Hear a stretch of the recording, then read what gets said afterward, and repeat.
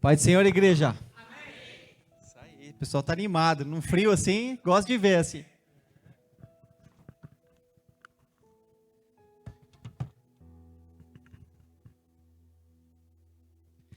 Primeiramente, para mim é um prazer poder estar aqui com vocês numa quarta-feira de tanto frio. E é uma responsabilidade tão grande subir aqui nesse púlpito e compartilhar um pouco da palavra do Senhor.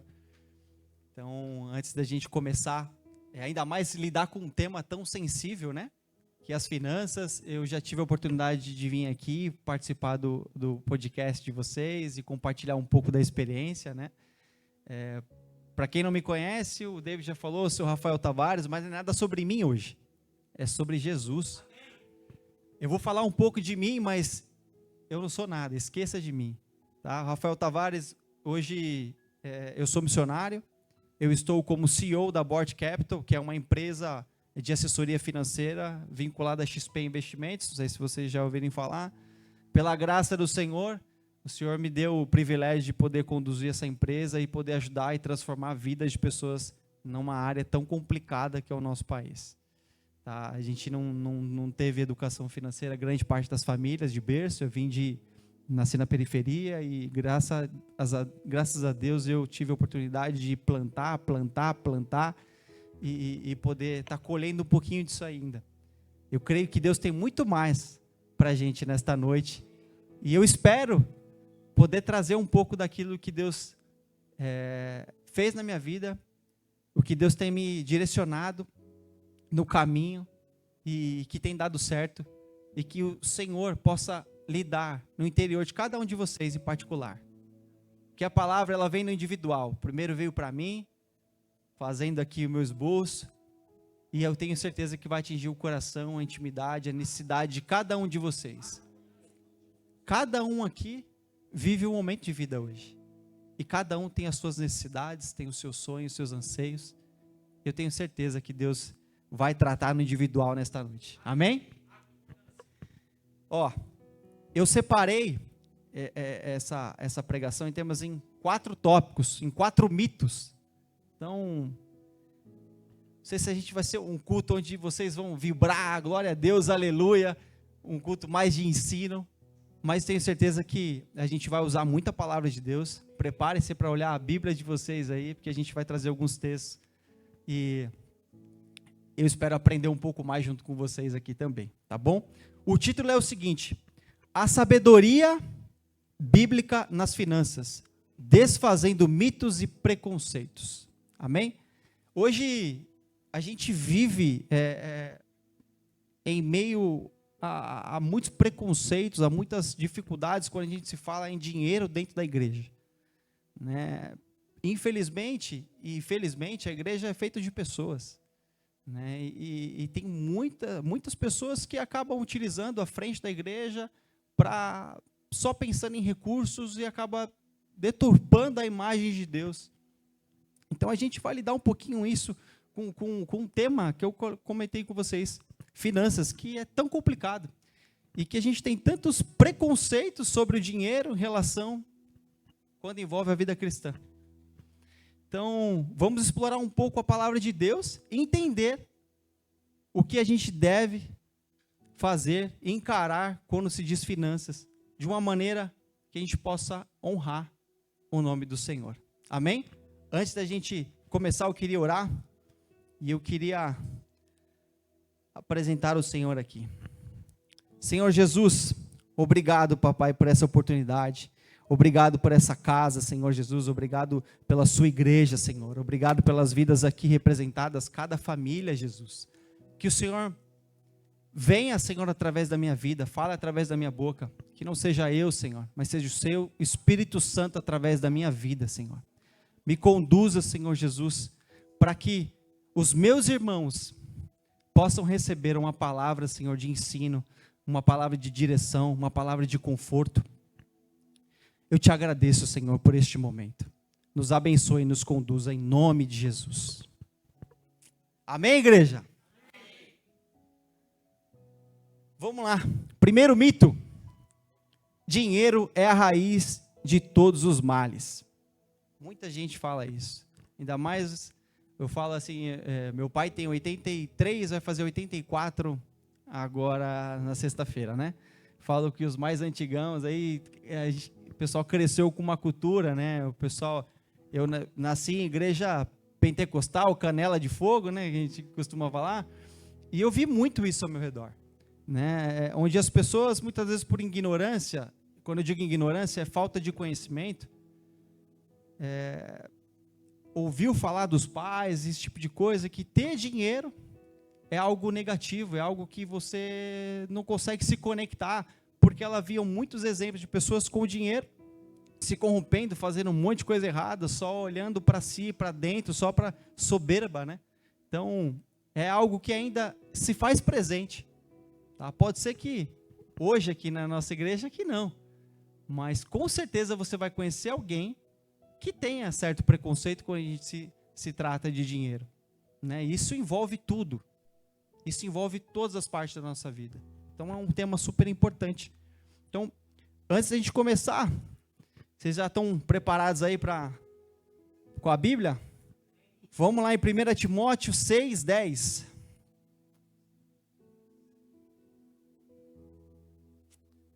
Enquanto vocês vão achando aí. Muitos acreditam que o dinheiro é algo ruim, né? Que, no entanto, a Bíblia nos ensina, com esse texto aqui, que o dinheiro, de fato, ele não é o problema. Mas o amor ao dinheiro, sim. O amor ao dinheiro é um grande problema.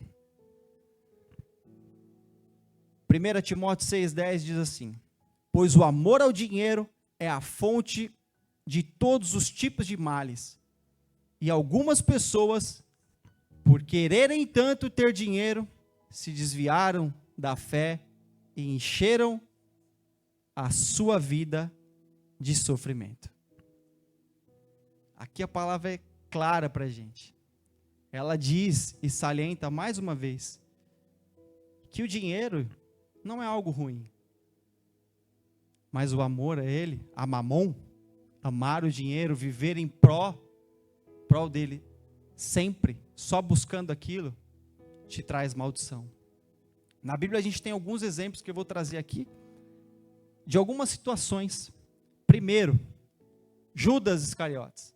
Isso aí está bem claro para a gente, foi um personagem bem destacado na Bíblia. Ananias e Safira. E Zaqueu, também numa outra visão. Primeiro Judas, vamos tratar com Judas. Vamos lá em Mateus 26, do 14 ao 16.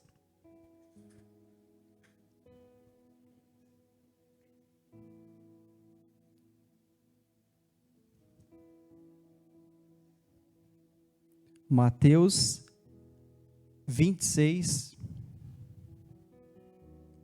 do 14 a 16.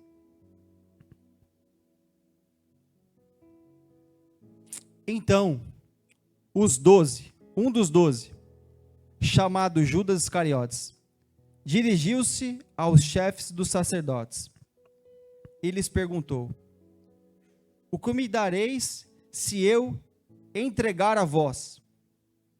Acordaram com ele 30 moedas de prata. Desse momento em diante, Judas provocava uma oportunidade para entregá-lo. Aqui é um exemplo de uma pessoa, que pode ser qualquer um de nós, onde o dinheiro para ele era mais importante do que qualquer outra coisa. Ele não utilizava o dinheiro de uma forma positiva, mas ele amava o dinheiro acima de todas as coisas. E isso trouxe maldição para a vida dele. Isso acabou destruindo a moral e a parte espiritual dele. Tanto é que o fim de Judas foi bem feio. Sabe-se lá se foi salvo ou não, mas foi algo que trouxe para a gente de um exemplo que, se a gente não cuidar do nosso dia a dia, muitas das vezes está enraizado dentro do nosso coração. E hoje a gente precisa sondar os nossos corações. Será se a situação que você está passando na sua vida hoje, será que Deus não te entregou o que você precisa até hoje? Será porque não tem uma faísca aí, alguma coisa, alguma raizinha, onde Deus te abençoar, você vai virar as costas? Ou se alguém te oferecer algo, como aqui na história de Judas, você vai abandonar o caminho do Senhor e vai negá-lo, como Pedro, que depois foi uma bênção, mas negá-lo numa situação? Então, acho que essa noite a gente precisa sondar os nossos corações e ver se tem algo dentro de nós que nos abone. Fazer uma autorreflexão e perguntar: Senhor, se há algo dentro de mim, em relação às finanças, que leve-me para fora dos teus caminhos, arranca de mim nesta noite, em nome de Jesus.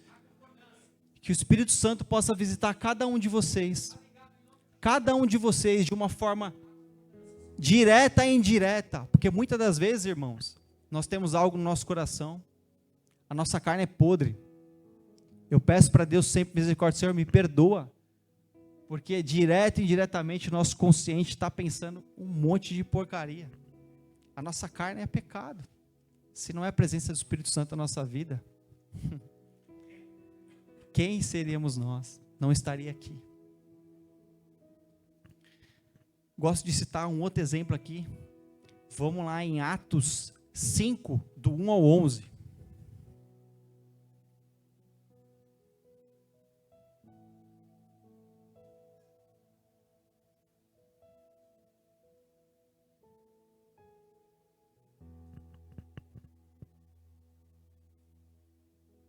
Amém?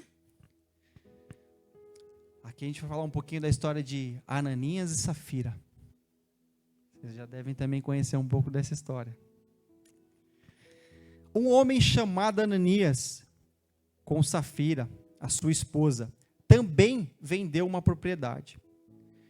Com conhecimento da mulher, ele reteve parte do dinheiro para si, mas levou o restante e o depositou aos pés dos apóstolos. Então Pedro perguntou: Ananias, como Satanás encheu o seu coração para mentir ao Espírito Santo e guardar para você uma parte do dinheiro que você recebeu pela sua propriedade? Ela não pertencia a vocês antes de ser vendida? E depois de vendida, o dinheiro não estava em seu poder? O que levou a pensar em fazer tal coisa? Você não mentiu a homens, mas a Deus. Ouvindo isso, Ananias caiu morto. Grande temor apoderou-se de todos os que ouviram o que tinha acontecido. Então, os moços vieram, envolveram o seu corpo, levaram-no para fora e o sepultaram. Cerca de 3 horas depois,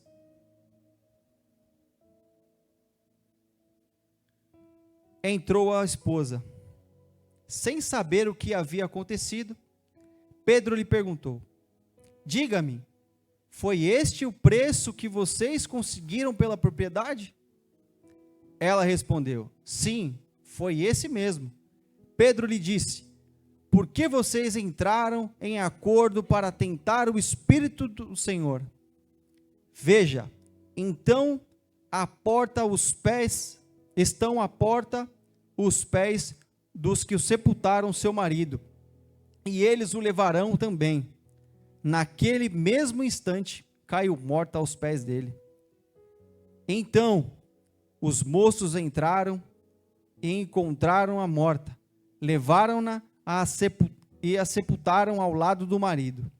Grande temor apoderou-se de toda a igreja e de todos os que ouviram falar desse acontecimento. Aqui é mais uma história do egoísmo do ser humano. Mais uma história. Eles tinham uma propriedade e quiseram vender e doar aquilo para os apóstolos, né? Mas no fundo, o coração deles pareciam que eles queriam dar para se aparecer. Eu estou aqui, estou contribuindo. A palavra de Deus não diz: se a gente dá com uma mão, não deixe nem que a outra veja. O ato de doar, de se dar, não é que não pode ser mostrado, não é que não pode ser, mas o que passa dentro do seu coração? Você está fazendo aquilo, esperando algo? A sua oferta e o seu dízimo, você entrega? Mas só entrega porque você espera receber algo? Nessa noite, Deus nos chama para examinar o nosso coração. Primeiro para mim, será que muitas das vezes a gente não está cometendo a mesma atitude de Ananias e Safira? Será que a gente nunca cometeu? Quem não que atira a primeira pedra, né? Que o Senhor possa, que o Espírito Santo de Deus possa nos conduzir a cada momento de nossas vidas, para que a nossa carne não venha se sobressair de dentro de nós. Porque, como eu disse aqui, ela é podre, e dela nada bom há de vir, se não for o Espírito Santo através de nossas vidas. Então aqui a gente vê mais um exemplo de pessoas que buscavam, que queriam contribuir, mas contribuíam para se aparecer. Não era de coração. E a história deles terminou de uma forma muito feia. Um outro exemplo que eu queria trazer aqui é de Zaqueu. Vamos lá em Lucas 19.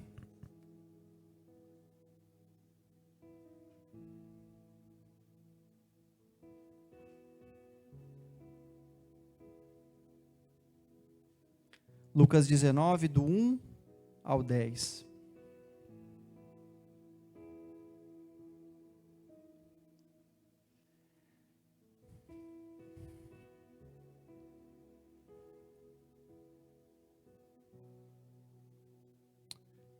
Jesus entrou em Jericó e começou a atravessar a cidade. Havia ali um homem rico chamado Zaqueu, chefe dos publicanos. Ele queria ver quem era Jesus, mas sendo de pequena estatura, não conseguia por causa da multidão. Assim, correu adiante e subiu em uma figueira brava para vê-lo, pois Jesus estava prestes a passar por ali.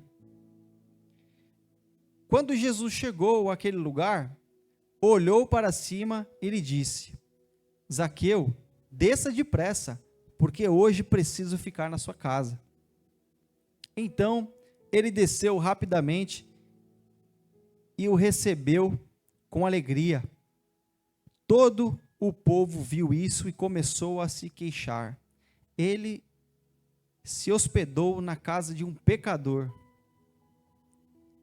Zaqueu, porém, levantou-se e disse ao Senhor: Olha, Senhor, darei a metade dos meus bens aos pobres, e se alguém extorquir alguma coisa, devolverei 4 vezes mais.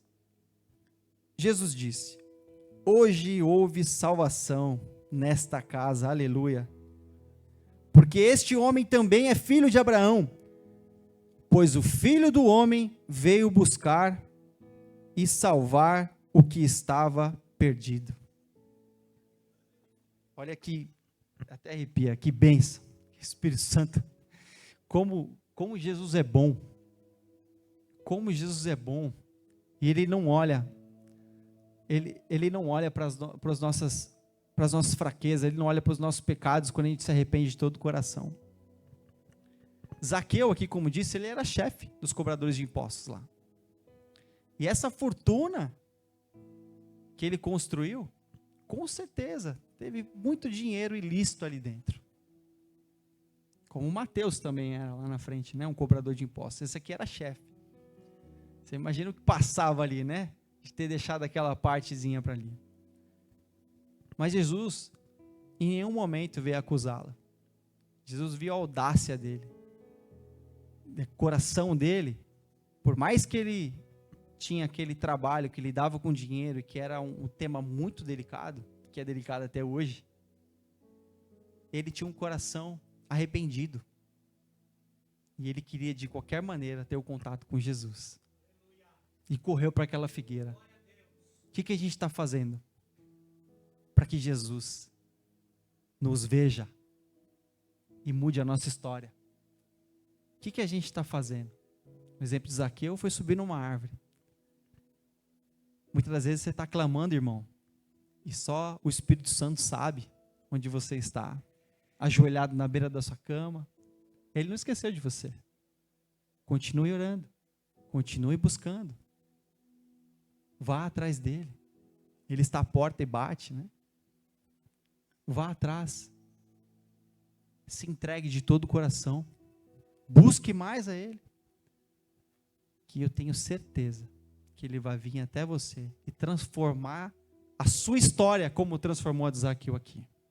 Em nome de Jesus. Em nome de Jesus. Vamos para o segundo mito?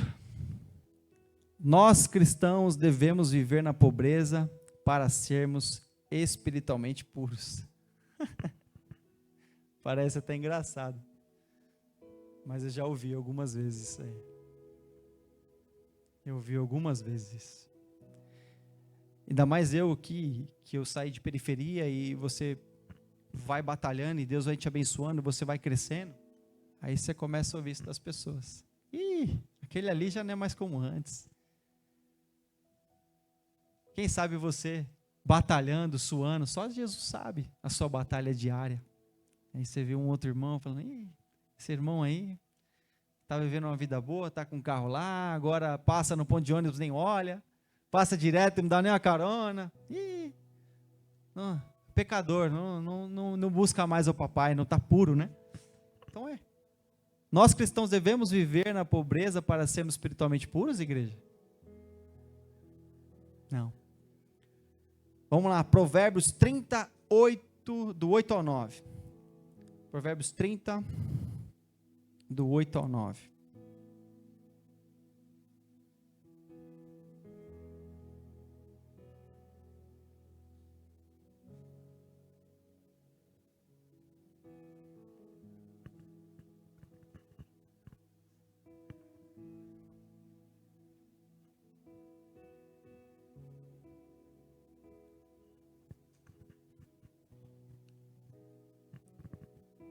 Não me deixes mentir, e não me deixes ficar nem rico nem pobre.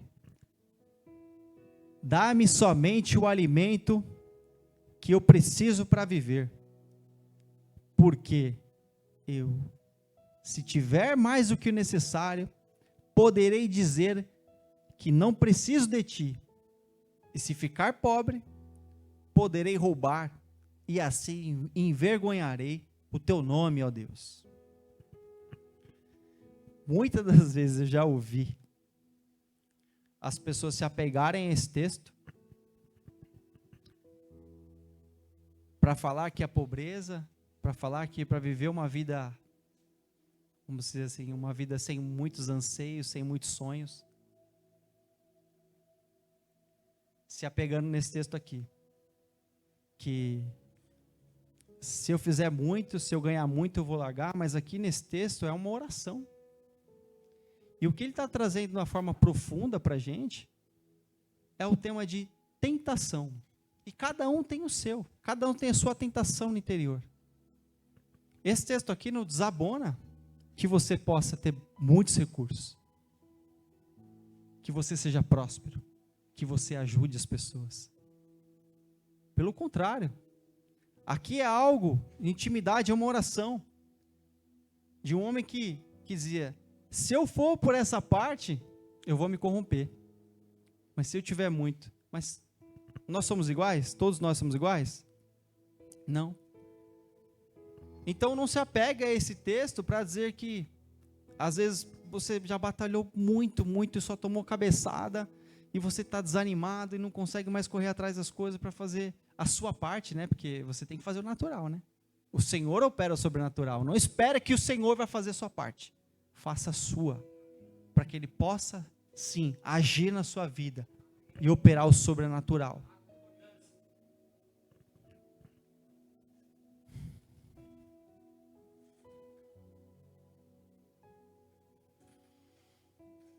Um exemplo aqui. Vamos para mais 2 exemplos que eu queria citar. Salomão. Esse homem aqui tem história, né? Vamos lá em 1 Reis 10.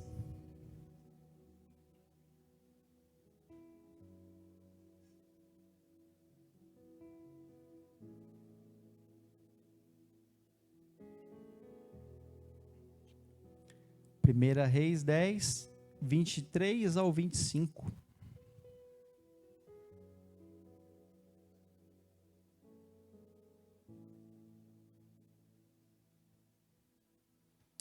O rei Salomão era o mais rico e o mais sábio de todos os reis da terra. Gente de todo mundo pedia audiência a Salomão para ouvir a sua sabedoria que Deus havia lhe dado. Ano após ano, todos os visitantes traziam algum presente: utensílios de prata, ouro, mantos, armas, especiarias, cavalos e mulas.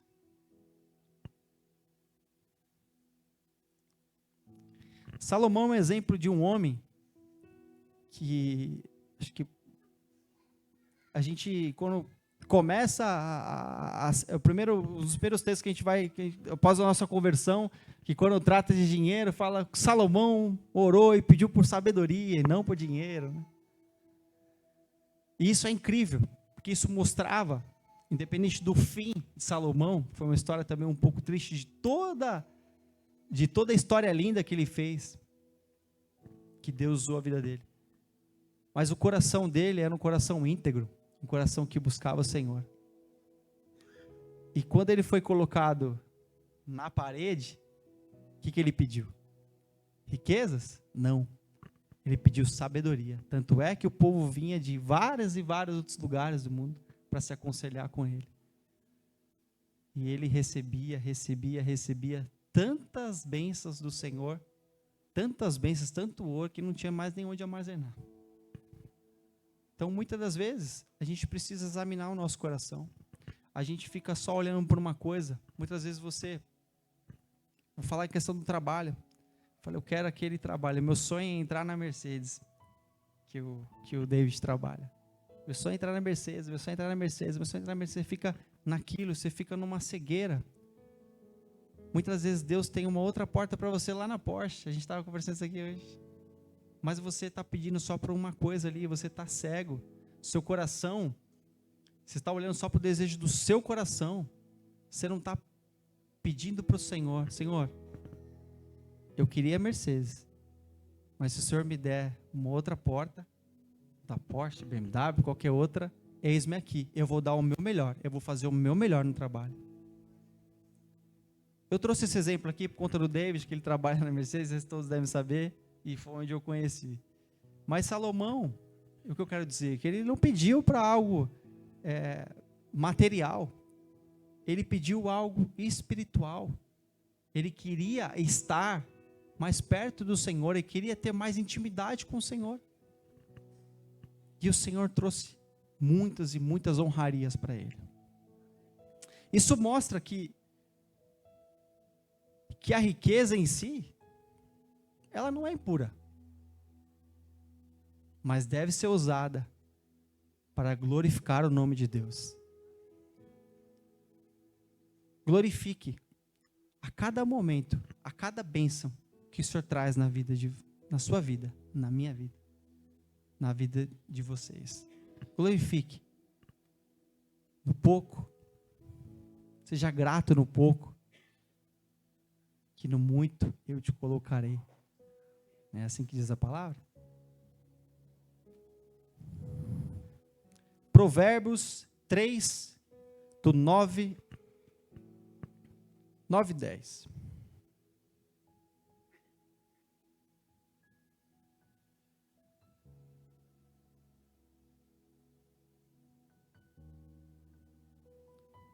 Honre ao Senhor com os seus recursos e com as suas primícias de todas as suas colheitas, e os seus celeiros ficarão plenamente cheios, e os seus lagares transbordarão de vinho. Oh, glória a Deus. Honre ao Senhor com os seus recursos e com as suas primícias de todas as suas colheitas, e os seus celeiros ficarão plenamente cheios. Glória a Deus. Aleluia. Aleluia, Senhor. Que o David trouxe aqui para a gente com a palavra da oferta. Não é o valor em si, não é a quantidade. É o seu coração. Onde está o seu coração?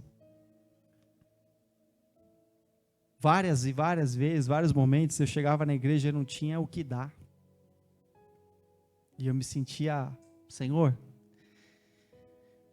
eu via o pessoal levantando, o pessoal ofertando, falava, papai, eu quero ter isso, eu quero te glorificar, eu quero te adorar, com a provisão que o Senhor tem me dado na minha vida. Me ajuda a transformar a minha história. Hoje eu não cheguei onde eu queria ainda, porque Deus tem infinitamente mais para a minha vida e para a vida de vocês, mas Deus tem honrado a cada dia. Deus tem transformado a vida da minha família, a minha vida financeira. E com isso a gente está podendo abençoar o reino do Senhor. Deus é bom. Deus é bom, as igrejas. Mais um exemplo aqui. Áquila e Priscila. Fica lá em Atos 18, do 1 ao 3.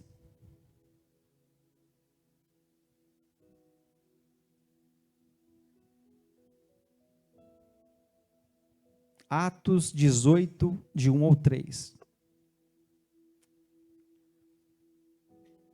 Quem não conhece esse casal também, eles possuíam um negócio e usavam seus recursos para apoiar o ministério de Paulo. Diferente do outro caso que a gente citou, que vendeu as suas terras e omitiu esses valores, eles aqui honraram o Senhor, honraram o ministério do Senhor. Quando vocês trazem aqui o dízimo, a oferta à casa do Senhor, vocês estão honrando esse ministério, essa casa. Com certeza essa casa faz um lindo trabalho ao redor da comunidade, fora até, né? Deus tem promessas aí para vocês fora, né? Eu já estou sabendo aí, na parte internacional. É isso. Deus pode levar onde quer que vocês queiram estar. Para Deus nada é impossível. Nada é impossível. E eu espero que aqui estejam famílias, pessoas, assim como Áquila e Priscila também, que se doem. Aqui a gente está dizendo de um exemplo, uma parte financeira, mas a doação de vocês estar aqui, eu cheguei cedo e vi o pessoal trabalhando, o pessoal organizando a casa, o som, a câmera, para tudo aqui, isso é uma bênção do Senhor, eles estão se doando, eles estão ofertando na casa do Senhor. A nossa vida aqui é uma oferta, a nossa vida é uma oferta, nós temos que viver em propósito, nós temos que viver em sentido de agradar ao Senhor. Vamos lá, Atos 18, 3. Depois disso, Paulo saiu de Atenas e foi a Corinto. Ali encontrou um judeu chamado Áquila, natural de Ponto, que chegara da Itália fazia pouco tempo com Priscila, a sua mulher, pois Cláudio havia ordenado que todos os judeus saíssem de Roma. Paulo foi vê-los, e uma vez que tinha a mesma profissão, ficou morando e trabalhando com eles, pois eram fabricantes de tendas. Vamos agora para Romanos 16, do 3 ao 4.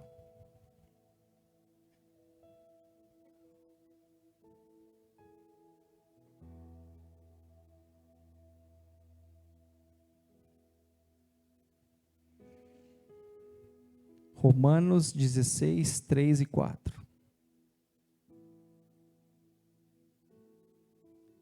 Saúdem Priscila e Áquila, meus cooperadores em Cristo Jesus. Eles arriscaram a vida por mim. Não somente eu lhes agradeço, mas também todas as igrejas dos gentios. Aqui essa história foi o que eu comentei com vocês agora há pouco. Um casal que se doou, que vendeu sua terra para entregar para a obra do Senhor, para os apóstolos, e de maneira diferente. Eles não omitiram parte do valor, mas eles fizeram de coração, porque eles queriam investir na obra de Deus. Invistam na obra de Deus, invistam nessa casa. Não é por bandeira, é por reino. Não é por bandeira, é por reino. Eu estou aqui, eu já vesti a camisa, é minha casa. Invistam na casa de vocês. Amém. Invistam na família de vocês.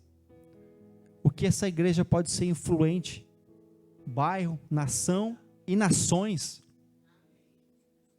O que Deus tem preparado para vocês, vocês não podem nem imaginar. O que Deus vem fazendo na minha vida, lugares que Deus me levou, nações.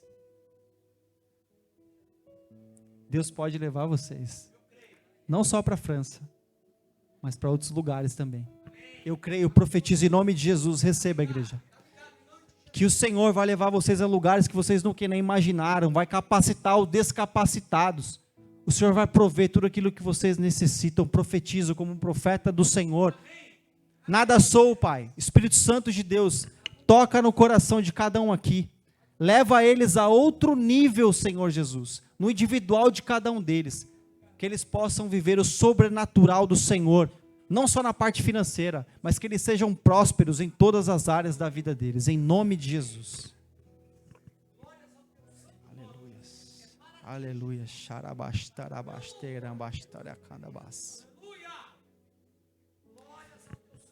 Esses exemplos, igreja, que eu trouxe aqui para vocês, mostram como se relacionar com Deus não depende de riquezas e bens materiais, mas sim da atitude do nosso coração. Deus pode abençoar com recursos, e Ele vai abençoar. Mas Ele espera de nós como filhos, que a gente possa desfrutar também. Não é pecado, desfrute. Desfrute.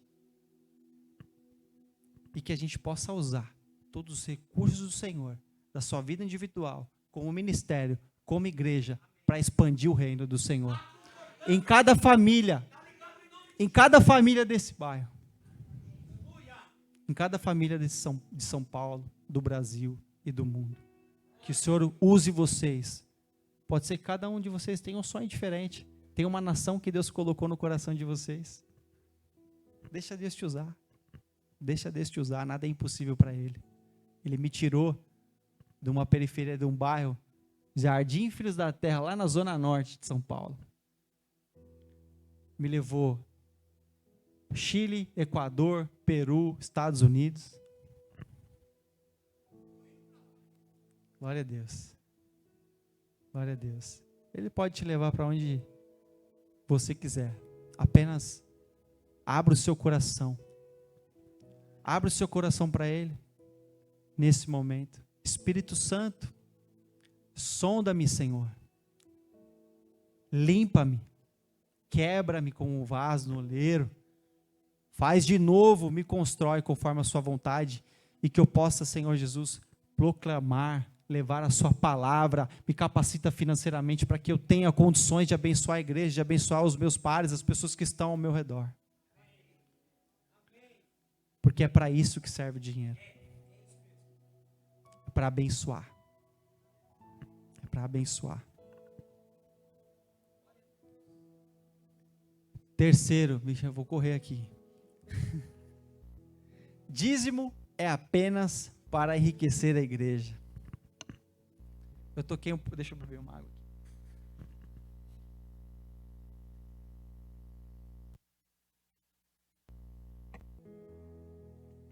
Dízimo é apenas para enriquecer a igreja. Balela. A igreja do Senhor, ela é limpa, ela é pura. Ela não pode ser manchada por atitude de homens pecaminosos. Homens como nós, que somos sujeitos a pecados, a erros. A sua mente, sua mentalidade, o seu espírito não pode ser deturpado por isso. Você não pode se levar por exemplos ruins que aconteceram. A Bíblia mostra pra gente, como eu já trouxe aqui para vocês, maus exemplos e bons exemplos aqui. Nós devemos apegar ao Espírito Santo, olhar para os bons exemplos e olhar para os maus exemplos para que a gente nem chegue perto deles. Malaquias 3:10, vamos lá. Deixa eu tirar. Malaquias 3:10. Tragam o dízimo todo ao depósito do templo do Senhor. Tragam o dízimo todo ao depósito do templo do Senhor. Para que haja mantimentos na minha casa. Para que haja mantimentos na minha casa.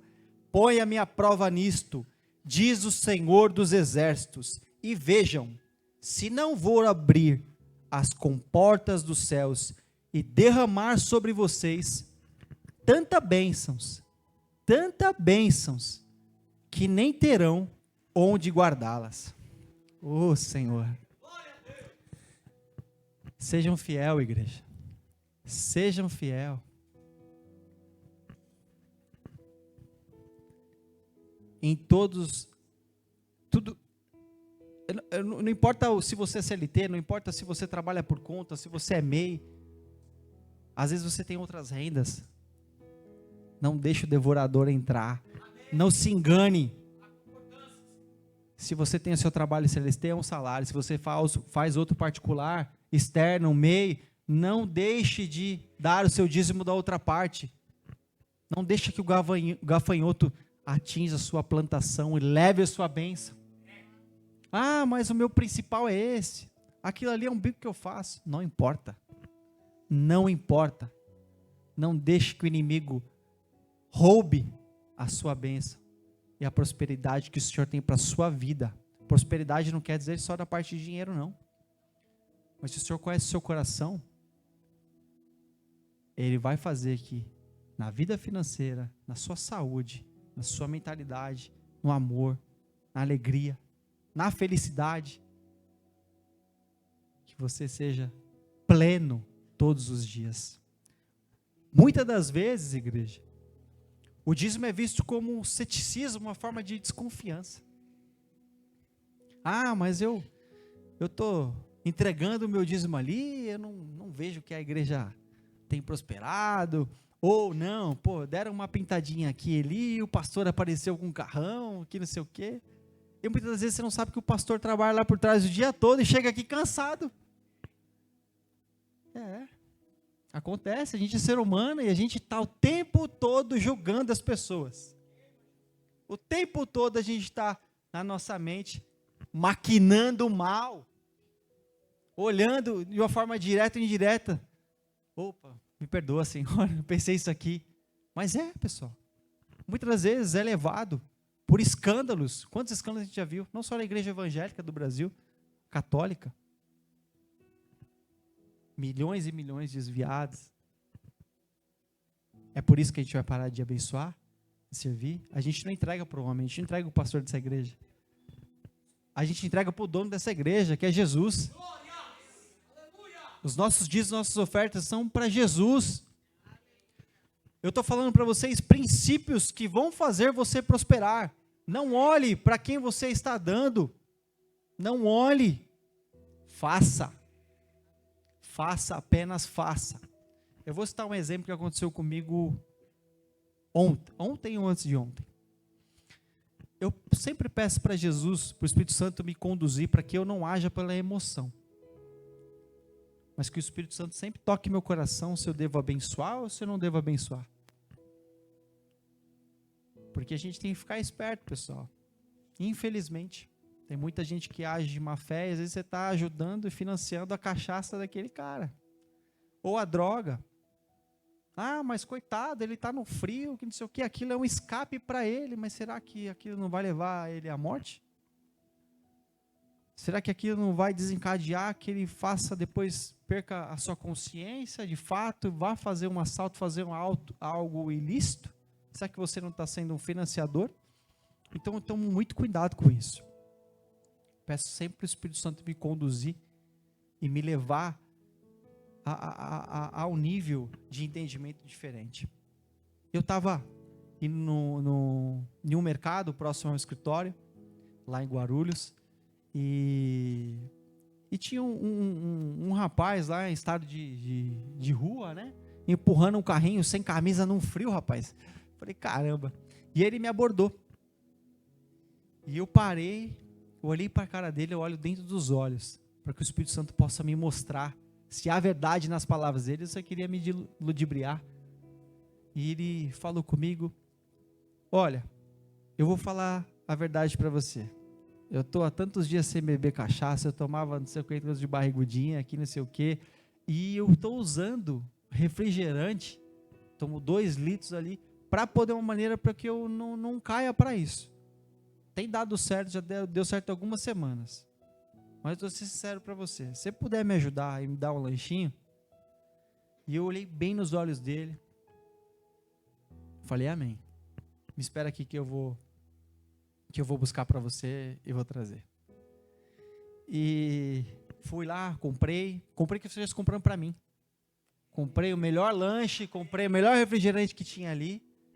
E dei para ele, falei, ó, Deus te abençoe. Ele, cara, muito obrigado, que lanchão é esse, que não sei o quê.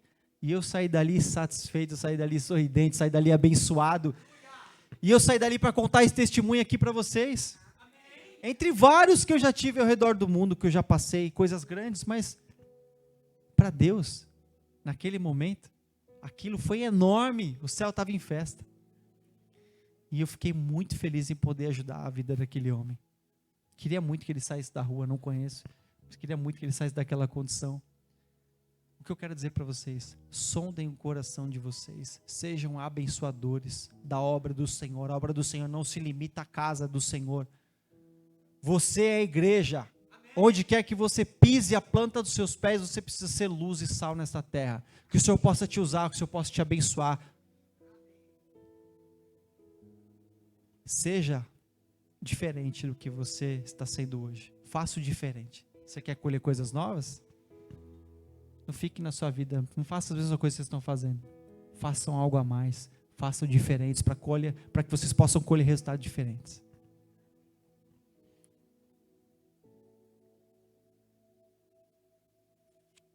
Vamos aqui para o exemplo de Barnabé, Atos 4, do 36 e 37.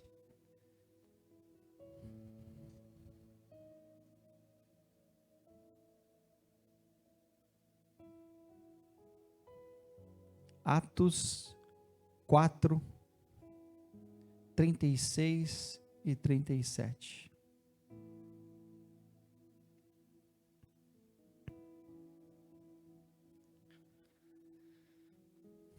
José,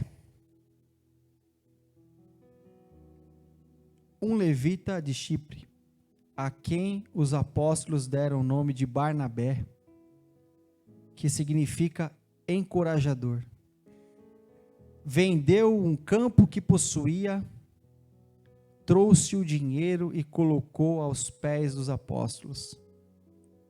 Olha outro exemplo aí. Olha outro exemplo de homem que não colocou aquela oferta de uma maneira para ser visto. Mas Barnabé, para quem não foi muito a fundo, foi um cara que andou muito perto de Paulo, um cara que ajudava o ministério de Paulo, como outras pessoas também ajudaram. Mas foi um cara que vendeu um campo e entregou tudo que tinha aos apóstolos.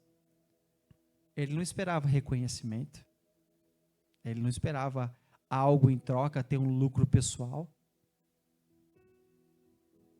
Ele simplesmente entregou de coração, porque ele acreditou no ministério de Paulo e dos apóstolos e que Deus tinha para a vida deles.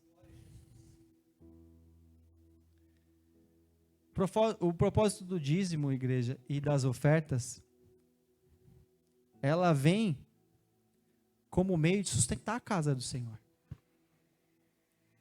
Mais uma vez, o meu amigo citou aqui a cadeira confortável que vocês estão sentados aí, o cafezinho que eu tomei, que foi um pouco fraco, mas a Abel, ela ajudou depois, ela fez um cafezinho um pouco mais forte, né? Fez um chazinho também. Mas esse conforto que vocês têm, são poucas igrejas hoje que têm a tecnologia que vocês têm, de poder levar a palavra para outros lugares, para outras pessoas na internet. Né? Isso aqui fica registrado. Isso aqui passa pessoas em vários lugares, não só no Brasil, mas no mundo. É para sustentar o pastor, é para sustentar os obreiros dessa casa. É para sustentar se a igreja ajuda ou em algum projeto, se a igreja distribui cesta básica. Muitas das vezes, o pastor, ele se abdica da sua família para estar ali com tempo com a igreja para aconselhar os seus membros. É um trabalho, pessoal. E muita gente não vê isso como um trabalho. E ele deve ser remunerado por isso. Ele deve ser remunerado por isso. As pessoas, eu não sei como funciona, cada igreja tem os seus momentos, né, e as suas etapas, mas igrejas bem grandes, elas têm áreas como se fosse uma empresa bem complexa, e cada um recebe por aquilo e está tudo certo. É a casa do Senhor, precisa ser organizada. A casa do Senhor precisa ser polida, precisa brilhar em tudo, de exemplo. As pessoas precisam entrar aqui e ver a organização de vocês e se sentirem servidas. Eu cheguei aqui, a primeira vez, eu me senti acolhido. E a segunda vez, senti acolhido de novo. Isso mostra que vocês estão no caminho certo. Isso mostra que vocês estão aqui para servir. Vocês não estão aqui por conta do pregador. Quem sou eu? Eu não sou nada. Eu só tive a oportunidade de estar aqui. Eu sou igual a vocês. Igual a vocês. Os dízimos, eles são preciosos para a casa do Senhor, para sustentar a casa do Senhor. Então, tenha um coração bondoso. E o pastor não me pagou não, tá? Para estar falando isso aqui para vocês. Tenha um coração bondoso, um coração abençoador. E onde quer que vocês pisem, qualquer lugar que vocês estejam, que for visitar um outro ministério, ou estiver na rua, qualquer lugar, peçam para o Senhor, Espírito Santo de Deus, me mostra alguém que eu quero abençoar. Com uma palavra, com uma oração, com uma moeda, não importa, me mostra. A gente precisa ansiar por isso. Os nossos olhos precisam brilhar por isso. Tem um segredo nessa atitude, nessa palavra de transformação. Hoje eu sou o que sou, por conta do Senhor, o que Ele tem mostrado na minha vida. E eu saio de casa, Senhor, me mostra o que eu tenho que fazer, como eu posso abençoar. Vocês não sabem a bênção tão grande que eu estou recebendo de poder estar aqui compartilhando essa palavra com vocês. Então, se vocês, muitas das vezes, se os recursos estão escassos, como eu já tive várias vezes na minha vida, e momentos também, por mais que seja no alto, existem momentos na vida que são mais escassos, mas não deixem de pedir para o Senhor, para que vocês estejam com o coração, a mente e os olhos abertos, e os ouvidos, para ouvir a voz do Espírito Santo, conduzindo vocês e levando vocês a um outro nível de abençoadores, de provedores, de transformadores de vida, em nome de Jesus. Ananias e Safira, um exemplo que eu já trouxe ali para vocês, mas diferente ali de Barnabé, eles tentaram enganar os apóstolos. Eles não deram aquilo de coração. Eles entregaram aquilo de uma forma como se tivesse colocado eles no altar. Olha, eles estão abençoando. Olha, eles estão vendendo o terreno para abençoar a igreja. A igreja só cresceu, só prosperou, só comprou o prédio porque eles venderam. É isso que eles estavam buscando ali. Então aqui é um exemplo para a gente não seguir. É um exemplo para a gente olhar e falar, opa, sonda o seu coração no íntimo, em saber o que eu estou fazendo. Mostrar as nossas atitudes.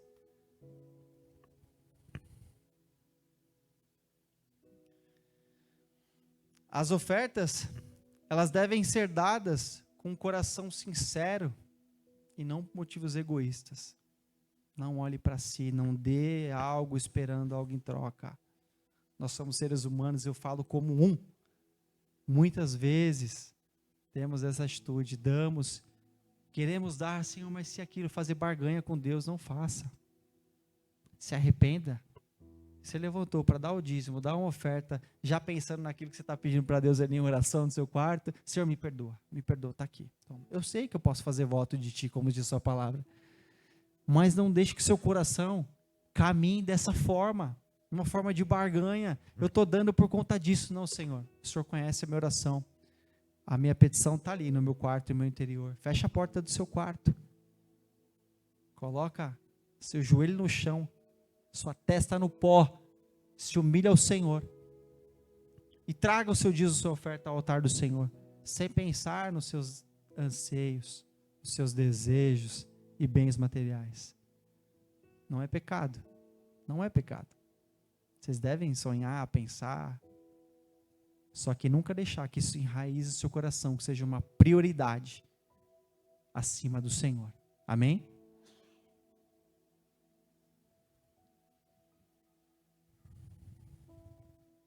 Quarto e último, acabou meu tempo. Quarto e último mito. Deus proverá tudo sem que precise trabalhar.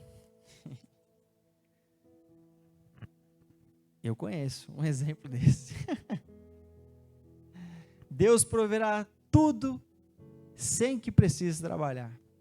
Vamos lá. Provérbios 6, do 6 ao 9.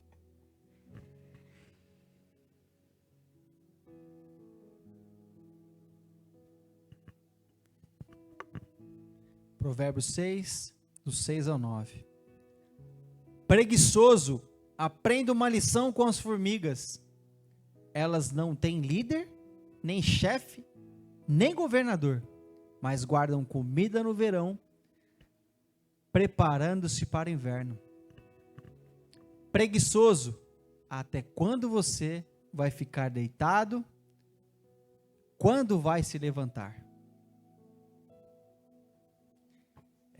Meus irmãos, hoje eu subi um monte e eu presto muita atenção nas coisas assim. Eu vi um monte de formiguinha ali trabalhando, carregando aqui. Eu lembrei dessa palavra no caminho, eu subindo com medo de não matar nenhuma delas ali, pisar. Mas é verdade. Muitas pessoas pensam que, Deus falou, Deus me deu uma promessa, Deus falou que ia fazer tal coisa na minha vida, eu não preciso fazer nada. Meu irmão, não caia nessa. A gente não falou que precisa fazer o natural? Que nós, como seres humanos e filhos obedientes ao Senhor, precisamos fazer a nossa parte? Façam a parte de vocês no individual, para que Deus opere o sobrenatural. Não fique deitado esperando para que Deus faça. Existem situações na nossa vida onde a gente vai até certo ponto. Lembra? O natural não dá para passar. É o natural. Se você quiser sair aqui andando daqui, é o sobrenatural. Andar sobre as águas, como Pedro foi, ou abrir o mar, como Moisés passou. É o sobrenatural. Entenda até que ponto você tem que caminhar. Uma vez eu aprendi com um amigo missionário americano. Ele falou, Rafa, se não der pela porta da frente, vai pela porta da direita, pela esquerda, por cima, por baixo. Se não der, você para. O que isso quer dizer? Faça tudo o que está sobre o seu alcance de maneira natural. Quando não tiver mais saída, aí que é gostoso. Aí que o Senhor vai trabalhar a favor de você. aí que ele vai operar o sobrenatural na vida de cada um de vocês, em cada sonho, em cada anseio, em cada dor. Aí que ele vem e tira essa dor do seu coração, essa mágoa, aquela frustração de querer algo e não conseguir. Faz sua parte e deixa que a parte dele, ele vai operar na vida de vocês. Olha o Mateus aqui como exemplo.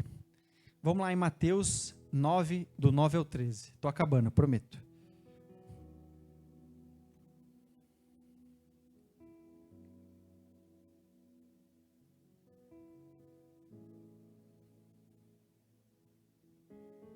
Mateus 9,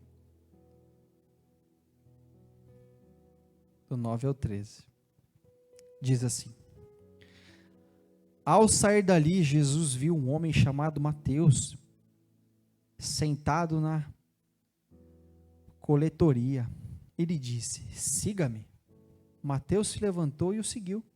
Aconteceu que, enquanto Jesus estava em casa, reclinando à mesa, muitos publicanos e pecadores vieram comer com ele e os seus discípulos. Vendo isso, os fariseus perguntaram aos discípulos dele: Por que o mestre de vocês come com os publicanos e pecadores? Ouvindo isso, Jesus disse: Não são os que têm saúde que precisam de médico, mas sim os doentes. Vão e aprendam o que significa isto. Desejo misericórdia, não sacrifício, pois eu não vim chamar os justos, mas os pecadores. Aqui está um exemplo que eu trouxe para vocês de coração. Mateus também era um cobrador de impostos, e era um trabalho que era muito difícil, um trabalho que exigia muita diligência da parte dele, muito esforço. Com certeza vocês já assistiram algum filme na Bíblia que mostra Mateus ali, até esse novo The Chosen, né? Mostrando bastante sobre a vida de Mateus, como ele era, as pessoas olhavam para ele. Ele não era um querido, ele vinha para cobrar, mas Mateus tinha um coração bom, tinha um coração bom, e que isso transformou, deu uma conversão no coração dele, tornou que ele virasse um homem diferente e um seguidor dedicado de Jesus, assim como ele era também para cobrar os impostos. Era um homem muito dedicado na obra de Deus, na obra dele, né? E no mesmo momento que o Senhor chamou ele, ele converteu seu coração e correu para o braço de Cristo, mostrando que o trabalho, ele faz parte do chamado do cristão. O trabalho duro faz parte do trabalho, da obra do cristão. José, vamos lá em Gênesis 41.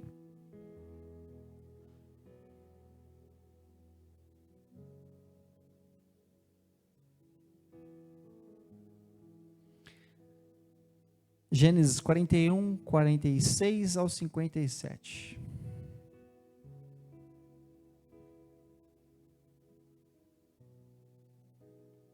José tinha 30 anos de idade quando se apresentou diante de Faraó, rei do Egito. Ele se ausentou da presença do Faraó e foi percorrer todo o Egito. Durante os 7 anos de fartura, a terra produziu em abundância. José recolheu todos os mantimentos dos 7 anos de fartura no Egito e armazenou nas cidades. Em cada cidade, ele armazenava o mantimento produzido nos campos das redondezas. Assim José estocou grãos como a areia do mar. Tal era a quantidade que ele parou de contabilizar, porque aí além de toda a medida. Antes dos anos de fome, Azenate, filha de Potifera, sacerdote de On, deu a José 2 filhos. Ao primeiro, José deu o nome de Manassés, dizendo: Deus me fez esquecer de todo o meu sofrimento e de toda a casa do meu pai. Ao segundo filho chamou Efraim, dizendo: Deus me fez crescer na terra onde tenho sofrido. Assim, chegaram ao fim os 7 anos de fartura do Egito, e começaram 7 anos de fome, como José tinha predito. Houve fome em todas as terras, mas em todo o Egito havia alimento. Quando todo o Egito começou a sofrer com a fome, o povo clamou a Faraó por alimento, e este respondeu a todos os egípcios: dirijam-se a José e façam o que ele disser. Quando a fome já havia espalhado por toda a face da terra, José mandou abrir os locais do armazenamento e começou a vender grãos aos egípcios, pois a fome se agravava em todo o Egito. De toda a terra vinda gente ao Egito para comprar grãos de José, porque a fome se agravava em toda parte. Eita, José para mim é um exemplo lindo de sonhador, de administrador. O que Deus tem colocado na sua mão? Será que você tem feito uma boa gestão disso?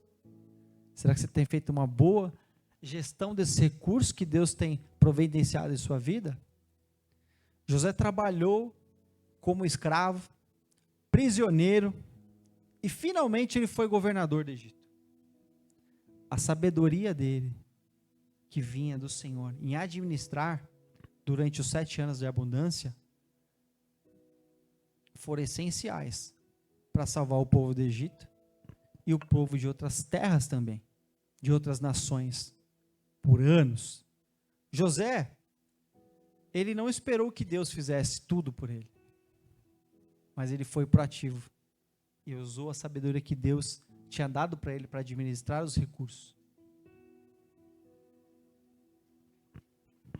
Seja sábio, peça sabedoria para Deus, independente do valor que você tem, independente do que Deus tem colocado na sua mão, peça a Ele sabedoria para fazer uma boa gestão, para que você consiga comer, para que você consiga alimentar a sua família, para que você consiga arcar com as suas responsabilidades e que você consiga abençoar o Senhor. Não é quantidade, mas a qualidade da sua oração, da sua entrega ao Senhor, para com Ele. É importante que a gente tenha um trabalho e uma administração responsável para as nossas casas, para as nossas famílias. Isso é super importante. Deus, Ele é o nosso provedor. Mas a gente precisa trabalhar com sabedoria e administrar todos os recursos que a gente recebe. O dinheiro, ele é uma ferramenta de Deus. Ele nos chama para que a gente seja generosos. Mas temos que ser diligentes e responsáveis por cada quantia que está na sua mão. José foi responsável pelaquela quantia que foi depositada naquele armazém. Se ele fosse imprudente naquela situação, tudo aquilo que ele acumulou poderia ser jogado pelo ralo, se tivesse sido uma administração errônea em relação àquilo. Eu queria que agora a gente orasse, pedindo sabedoria para Deus, para a gente encerrar, e que a gente possa, de fato, ter boas decisões em relação à nossa vida financeira. Que a gente possa transformar e ser transformados pelo Espírito Santo de Deus, onde quer que a gente pise, que a gente seja referência, e onde Deus nos levantar financeiramente, que a gente possa se lembrar do Senhor, e falar: eu estou aqui porque o Senhor me ergueu aqui. Siga o Senhor, tenha um coração abençoador, para que a gente colha a 1000 por 1, para que a gente colha algo que a gente nunca pensou, imaginou. A gente possa se alegrar no Senhor, sempre, sempre. Glorifique ao nome de Deus, por todas as coisas. E lembre-se, o foco não deve estar no dinheiro em si. O mal não está no dinheiro em si, mas em como usamos. Se o dinheiro que temos que usar para servir o Senhor. Eu espero que essa palavra possa ser útil para vocês, possa inspirar vocês a pensar de maneira bíblica sobre as finanças e não preconceituosa, de uma forma que o Espírito Santo de Deus possa nos levar a um nível de entendimento do qual vocês nunca pensaram ou sonharam, imaginaram na vida de vocês. Amém? Vamos orar? Senhor Jesus, obrigado por este tempo, Senhor, obrigado pela sua palavra, Senhor. Visita cada família aqui, Senhor Jesus, que mesmo, Senhor, pós ao trabalho, pós a um tempo desse, Senhor, de frio, poder estar em casa enrolado no cobertor, tomando uma sopa, ficando com a família, se esquentando, mas resolveram estar aqui, fizeram uma escolha de estar aqui, de aprender mais sobre finanças e finanças dentro da sua palavra. Então peço, Senhor, que o Senhor abra os olhos, Pai, de cada um aqui, que eles possam enxergar, Senhor, de uma maneira sobrenatural. Quando, Senhor, eles forem ver na casa deles essas passagens, essas palavras, que eles possam enxergar de uma maneira diferente e colocar em prática na vida deles. Que a partir de hoje, Jesus, assim que eles pisarem, Senhor, a planta do pé deles lá fora, naquela calçada, eles já saem ali pensando com a sabedoria do Senhor, Pai, em que eles vão fazer respeito à vida deles, o que eles têm que tomar, Pai, em todas as decisões. Direciona eles, Pai, para que eles sejam, Senhor, exemplos em todas as áreas, Senhor Jesus. Provê os sonhos que eles têm tanto pedido, Senhor Jesus. Abençoe essa casa e abençoe essas famílias, Pai. Leva cada um em segurança, que cada um possa descansar no Senhor, Senhor, e cada um possa acordar amanhã renovado, revigorado pela sua presença, Espírito Santo. Nós te agradecemos, Jesus, nós te amamos. Nos leva para casa em segurança. Em nome de Jesus, amém.